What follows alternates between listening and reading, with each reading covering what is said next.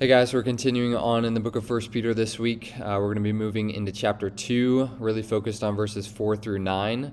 And we're going to be focusing on Peter's high view of the church and God's high view of the church through looking at 4 images that I think he presents in these verses that are steeped in the Old Testament. The church as the temple of God, the church as a kingdom, the church fulfilling a prophetic role in the world, and the church fulfilling a priestly role. So that's what we'll be focused on and what some of your discussion questions will be based on. First one is, why do you think it's so easy for us, or so common for us to forget about or just ignore this idea that the church is God's temple, the people of God are God's temple, and be divisive and gossip and slander and hold bitterness towards one another that we see all too often in the church, and just be unbothered by that. We don't even pause and think twice before we gossip or slander about others within the church or about the church as a whole. Why do they think that's so easy, so common within the church? The first two are really just opinionated questions, so stuff for you to think through and have an answer to for as well. But just to get them thinking and talking. Second question is, do you think most people, or do you specifically, struggle to experience or connect with God more in public worship or in private worship? So part of this image of the church being God's temple, we'll talk about, that means that God's presence is uniquely manifested and felt when the church gathers together. There's something significant about God revealing himself when the church is gathered. And so then the question becomes, obviously we can experience God, we can know God and enjoy God privately, and we can also do it in a unique way in corporate worship. And which one's easier for them individually, and which one do they think is easier in general, to worship and connect with God privately or in public? Again, that's an opinionated question. I'm not sure there's a strong biblical leaning one way or the other. I've given some reasons corporate worship, it can be somewhat helpful, and also some reasons that corporate worship can be somewhat can take away from worship or distract from worship potentially. And so you can give some give and take on that. But again, that's more of an opinionated question. Next one is, how is the church supposed to evaluate whether or not someone's faith is genuine, whether or not they're a genuine, sincere follower of Christ, before allowing them to enter into the church as members? We'll talk about this in the church as the kingdom, that there's supposed to be this clear distinction. It's a holy kingdom, a separate, a distinct kingdom, which means there needs to be a clear line of distinction between those who are a part of this kingdom and those who are not, and that happens through church membership. And I'll talk about how a big portion of that is that it's the church's, both the elders and the congregation's responsibility, a hard responsibility, to try to protect that line. And we do that in church membership by trying to discern whether or not someone who wants to enter the church in membership is really a genuine follower of Christ.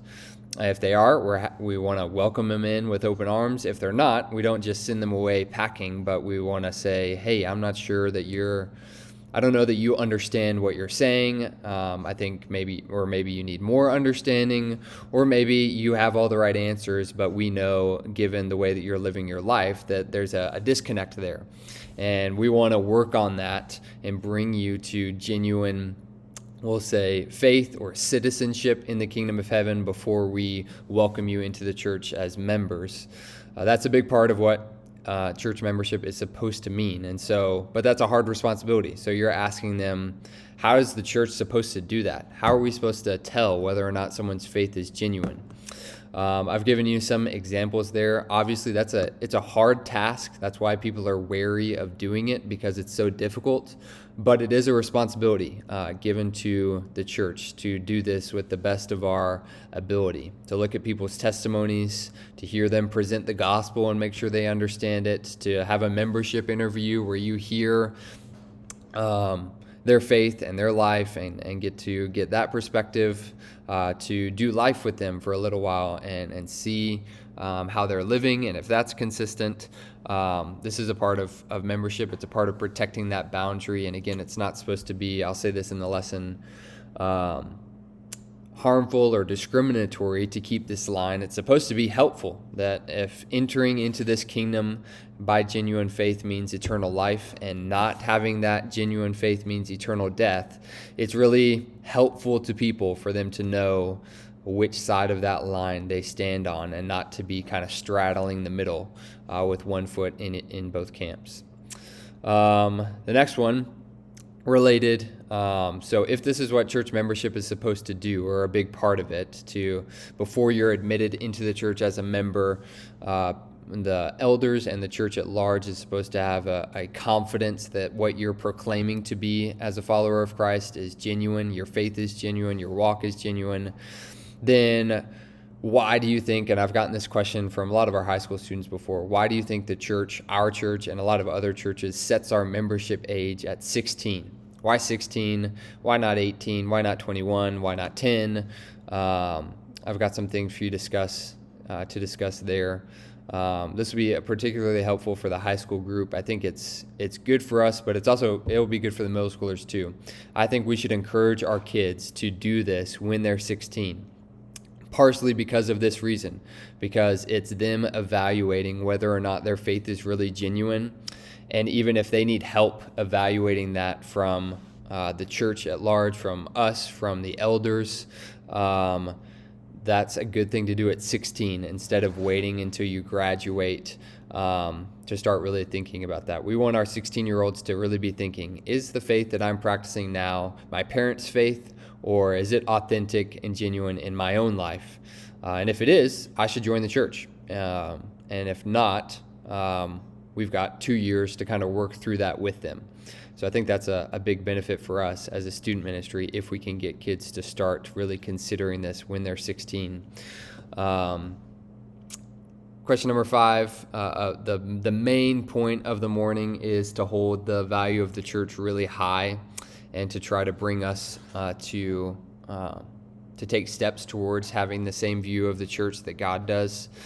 So the question is, if people had this view of church, like Peter does, like God does, how would that change the way we lived and the way we related to the church? I've got examples there. We would really press in to know one another, to love one another like he commanded us to do in chapter 1. We would serve the church probably more regularly, more fervently. We would treat one another differently if we view the church, as in the people of God, as God's temple. We would be really careful how we speak to one another, how we talk about one another to other people, and how we talk about our church at large, both to people within the church and outside of the church. We would be slower, I think, to criticize and to put a negative view on the church in the way we talk about it. Other examples down there, and then the last one transitions into the last question, if you have time, is that we would see the church as a vital part of a Christian's life. This is something I had to cut out of the lesson just for the sake of time, but the first verse we're really going to be covering, 1 Peter 2:4, if you take the commas out, which is really just adding in information about Christ as the living stone, it would read, as you come to him, as you come to Christ, you are being built into a spiritual house or into a temple. And I take that kind of i.e., as you come to Christ, you also come to his church. As you come to him, you're being built into the church. And so that means as we come to Christ, we also come to his church. We would view being a member and a part of a local congregation as a necessary part of following after Christ, which I believe the New Testament presents that as being the case. The New Testament has no category for a Christian that's not a churched Christian. That's something that so many people believe in our society today, which kind of gets into our last question, and something I think we need to start confronting as the church. Ask your kids how many people they know, if any or a lot, that claim to be Christians but have no connection to the church. I imagine there's certainly a lot of people in their schools that think this way. Whether or not they know that, I'm not sure, but I think they probably know some who would say, I'm a Christian, but no, I do not go to church anywhere. I don't need the church. I believe in Jesus, so I'm a Christian. And I think we need to lovingly begin confronting those people that those two things cannot be true. You cannot be a Christian and not also be connected to the church, at least as the Bible presents it. There's a funny quote there I have at the end for you. An early church father says, you can't have God as your father unless you'll have the church as your mother. If you want to pull out that quote and get some laughs, you can. He says that. I don't think to put we want to be careful. We're not putting the church and God on the same platform as if they're equal in value.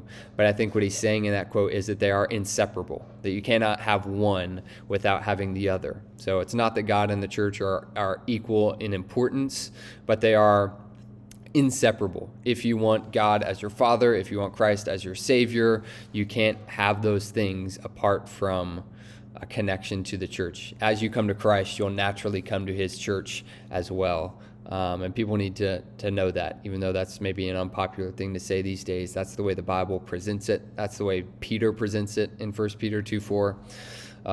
So let me know if you guys have any questions. I'll see you guys on Sunday. Thanks for filling in on this role.